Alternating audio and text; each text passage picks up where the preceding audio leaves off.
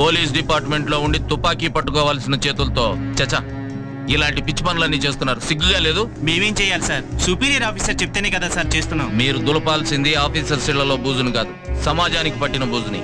స్టేషన్కి వెళ్ళి ఎస్ఐ రవి ఉంటాడు, నేను చెప్పానని డ్యూటీలు వేయమనండి. ఆగండి. మళ్ళీ ఇలాంటి పనులు చేస్తూ ఈ ఇంటి దగ్గర కనిపించారో ఇలాంటి పనులే ఉన్న మున్సిపాలిటీ డిపార్ట్మెంట్ కి పర్మనెంట్ గా పంపించేస్తా. అవుట్. తర్వాత వాడలా చేశాడా? దుర్మార్గుడు. పాపం ఆ అమ్మాయి చాలా మంచిది. సరే పెట్టేస్తాను.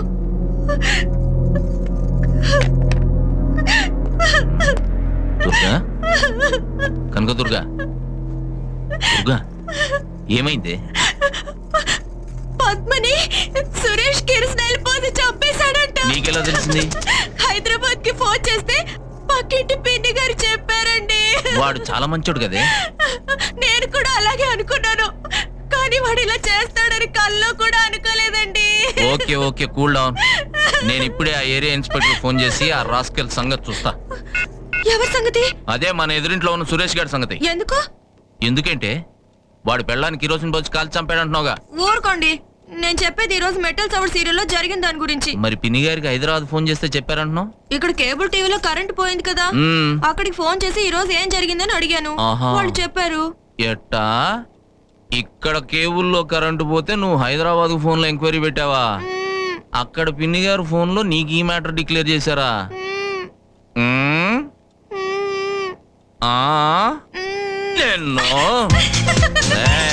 మెటల్ సవడని రోజుకు సీరియల్ గురించి చెప్పినాను. నిన్ను వదలను. వదలండి.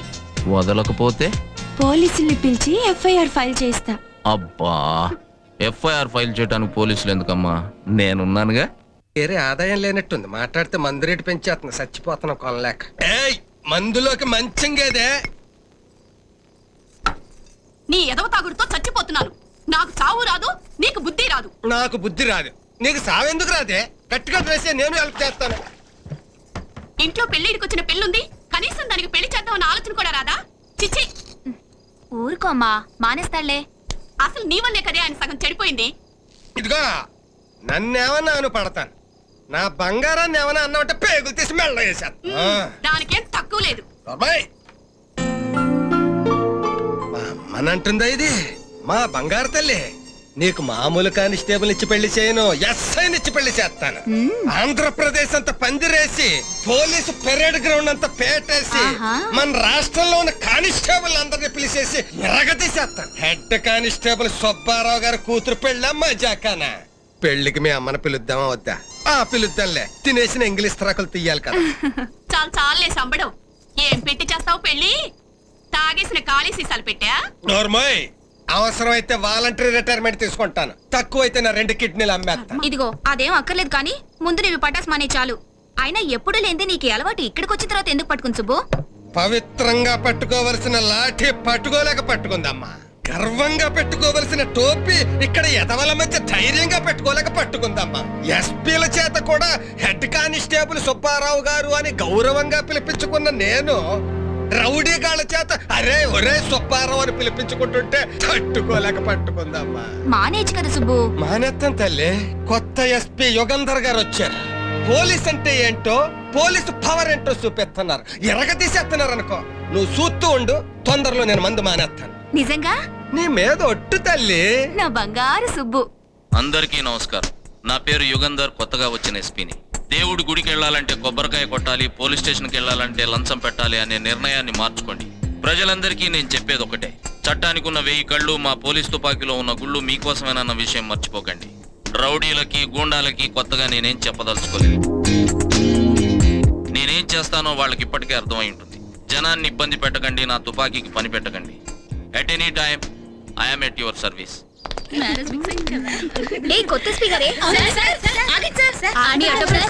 ఎందుకమ్మా, నేనేమన్నా సినిమా హీరోనా? అవును సార్, ఇక నుంచి మీరే మా హీరో సార్. కాలేజ్ కి వెళ్ళాలంటేనే రౌడీ వేదలతో భయపడి చచ్చేవాళ్ళం. చాలా మంది కాలేజ్ కి రావడమే మానేశారు సార్. మీరు వచ్చిన తర్వాత మానేసిన వాళ్ళం కూడా మళ్ళీ ధైర్యంగా కాలేజ్కి వస్తున్నాం సార్.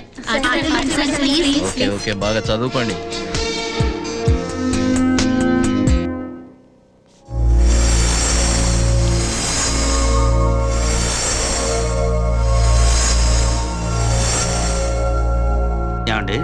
ఇది మనూరు మన ఆఫీసేనా?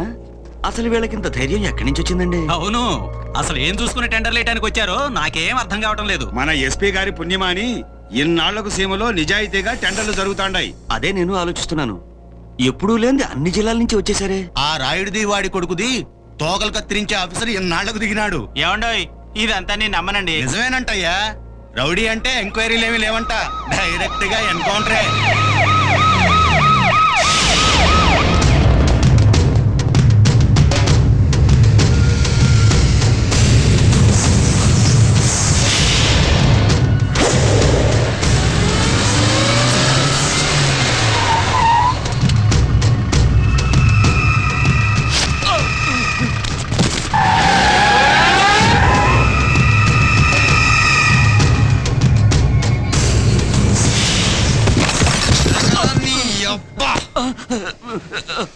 వాళ్ళంటే మన సంగతి తెలియకొచ్చారు. నాకేం తెలియదు సార్. మన గురించి అన్ని తెలిసిన నువ్వెలా పిలిచారా టెండర్స్ కి?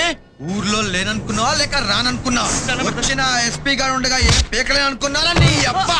రేయ్, ఆఖరిసారిగా వీడి చావుని చూడండి. ఒంట్లో భయం అనేది ఉంటే ఇంకొకసారి సేమ వైపు చూడొద్దు. రేయ్, నిన్ను వదిలిపెట్టండి సార్, ప్లీజ్ సార్.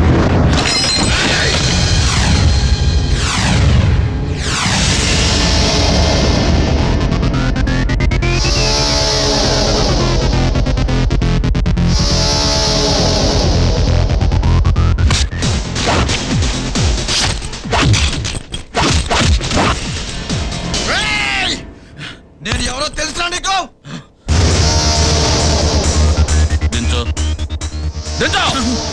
ఎరా, ఊళ్ళో లేననుకున్నావా, ఉన్నా రాననుకున్నావా, వచ్చినా ఏం పీకుతాళ్లే అనుకున్నావా?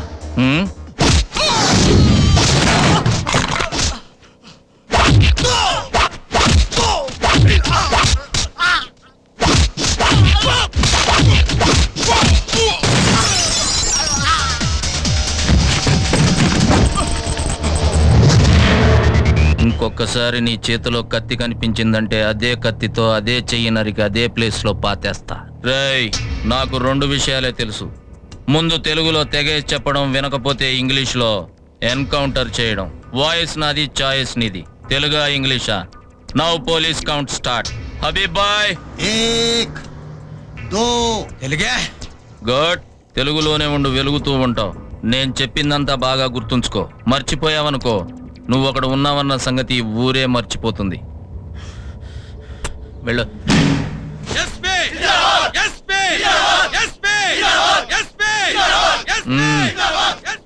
నా డ్యూటీ నేను చేసా, జిందాబాద్ అక్కర్లేదు.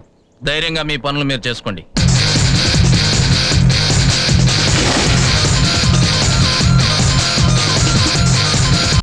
పద్దెనిమిదేళ్లకు పుట్టానన్నావు, వంశానికి ఒక్కనే అన్నావు, సీమలో నాకు ఎదురే లేదన్నావు, ప్రతి పోలీసు నాకు పాలేరన్నావు. ఇప్పుడేమైంది? ఆ పోలీసు నన్ను వీధిలో కుక్కని కొట్టాడు. వాడేమో అలాంటప్ప ఆఫీసర్ కాదుండు. అందరూ బుల్లెట్లు మ్యాగజైన్లో లోడ్ చేసుకుంటే వాడు బాడీలో లోడ్ చేసుకుని వచ్చాడు. నా టైం బాగుండి బతికి బయటపడ్డాను, కానీ లేకపోతే నన్ను నా కులపోళ్ళందరినీ నిలబెట్టి తగలబెట్టుండేవాడు. ఎబ్బే, వాడొట్టి క్రాక్ అండి.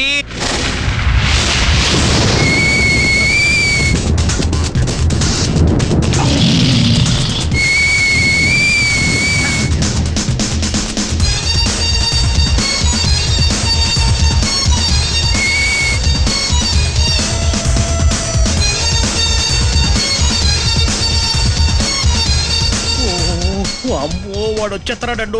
వాడు వాడకం చూస్తుంటే ఇంగ్లీష్ ప్రోగ్రామ్ పెట్టడం కోసమే వస్తున్నాడు లాగుందండి.